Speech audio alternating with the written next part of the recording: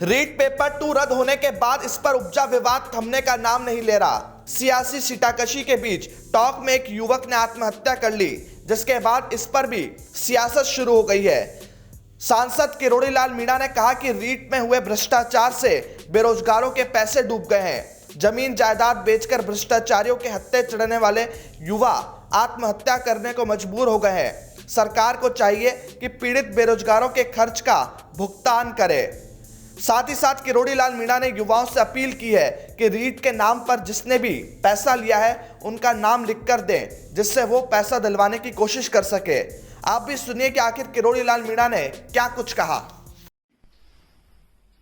राजस्थान में सभी paper leak हो रहे हैं।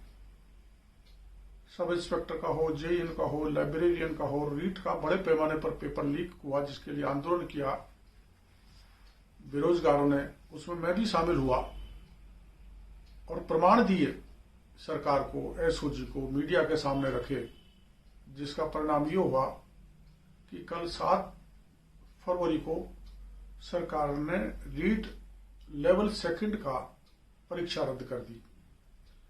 अब ये परीक्षा रद्द हो जाने के बाद में जिन अभ्यर्थियों ने पैसा दिया, जिनको ये लुटेरों ने लूटा,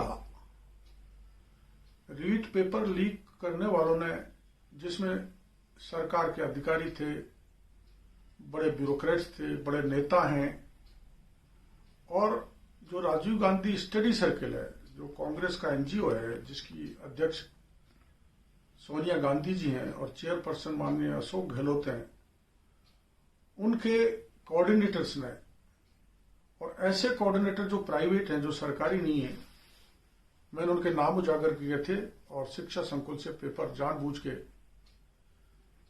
लीक किए गए। और उस पेपर लीक करके पता नहीं कितने बच्चों को ठगा है, लूटा है।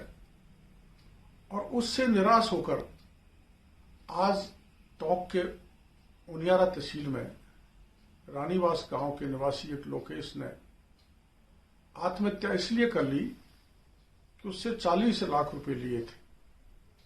वो घोर निराशा में डूब के डिप्रेशन में आकर आत्महत्या कर बैठा।